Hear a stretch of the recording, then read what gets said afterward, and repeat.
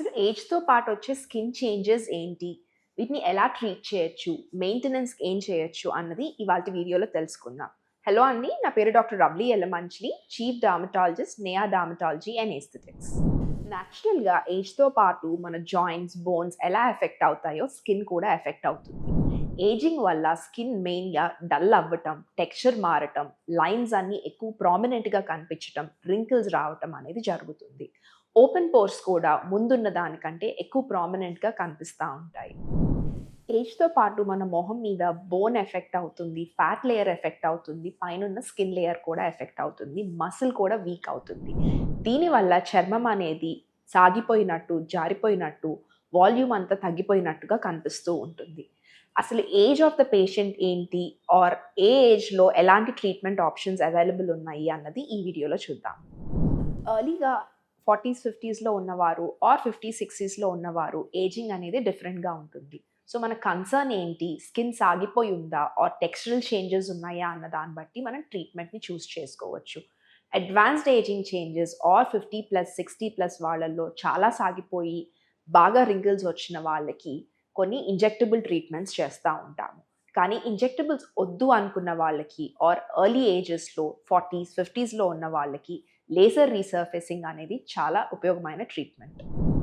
Laser resurfacing అనేది 2, 3 రకాల లేజర్స్‌తో చేస్తాము. అందులో carbon dioxide laser or CO2 laser, erbium laser or Q switch NdYAG laser అనే లేజర్స్ వాడతాము. లేజర్ రీసర్ఫేసింగ్ అనే ప్రొసీజర్‌లో ఏం జరుగుతుంది అంటే లేజర్ మన స్కిన్‌లో ఉన్న వాటర్ లేజర్ లైట్‌ని అబ్జార్బ్ చేసుకొని అక్కడున్న కొలాజెన్‌ని రీమోడల్ చేస్తుంది. ఇదే ట్రీట్మెంట్ రిపీటెడ్‌గా ఒక మంత్లీ ఇంటర్వెల్‌లో చేస్తూ ఉంటే కనుక కొత్త కొలాజెన్ ప్రొడక్షన్ కూడా ఇంప్రూవ్ అవుతుంది. కొలాజెన్ అనేది మన స్కిన్ లేయర్‌లో డర్మిస్‌లో ఉంటుంది. ఇది మన స్కిన్ స్ట్రక్చర్‌ని మెయింటైన్ చేయడానికి the most important thing. Collagen అనేది ఏజ్‌తో పాటు ఎవ్రీ ఇయర్ తగ్గుతూ వస్తూ ఉంటుంది. ఈ లేజర్ రీసర్ఫేసింగ్ అనేది కొలాజెన్ రీమోడలింగ్ ఆర్ ప్రొడక్షన్ కోసం హెల్ప్ చేస్తుంది. ఎర్బియం యాక్‌తో కానీ, CO2 లేజర్‌తో కానీ రీసర్ఫేసింగ్ అనేది రెగ్యులర్ ఇంటర్వెల్స్‌తో మల్టిపుల్ టైమ్స్ చేయించుకోవటం వల్ల స్కిన్ టెక్స్చర్ ఇంప్రూవ్ అయ్యి స్కిన్ టైట్నింగ్ కూడా అవుతుంది. సో, లేజర్ రీసర్ఫేసింగ్ వల్ల స్కిన్ టైట్ అవుతుంది, ఓపెన్ పోర్ ప్రామినెన్స్ తగ్గుతుంది, కళ్ళ చుట్టూ, మొహం మీద ఉన్న ఫైన్ లైన్స్ అనేవి కూడా తగ్గుతాయి. ఇంజెక్టబుల్ ట్రీట్మెంట్స్ వద్దు అనుకున్న వారికి లేజర్ రీసర్ఫేసింగ్ అనేది మంచి మెయింటెనెన్స్ ప్రొసీజర్. దీన్ని కనుక మనం ఒక రెగ్యులర్ కన్సిస్టెంట్‌గా వాడే స్కిన్ కేర్ రొటీన్‌తో ఫాలో అప్ చేస్తే మెయింటెనెన్స్ అనేది బావుంటుంది. యాంటీ ఏజింగ్‌కి మనం లేజర్ ట్రీట్మెంట్ చూస్ చేసుకునే ముందు కొన్ని ఫ్యాక్టర్స్ చూసుకోవాల్సి ఉంటుంది. అసలు మన ఏజ్ ఆఫ్ ద పేషెంట్ ఏంటి? వాళ్ళ స్కిన్ ఎలా ఉంది? ఏమైనా వేరే మెడికల్ ఫ్యాక్టర్స్ ఉన్నాయా? స్మోకింగ్ చేస్తారా? ఇలాంటి అన్ని ఫ్యాక్టర్స్ వల్ల మన ట్రీట్మెంట్ అనేది ఎఫెక్ట్ అవుతుంది. ఒక క్వాలిఫైడ్ డెర్మటాలజిస్ట్‌ని విజిట్ చేస్తే వాళ్ళు మీ స్కిన్‌ని అసెస్ చేసి మీకు ఎలాంటి ట్రీట్మెంట్ సూట్ అవుతుంది అన్నది మీకు ముందే చెప్తారు.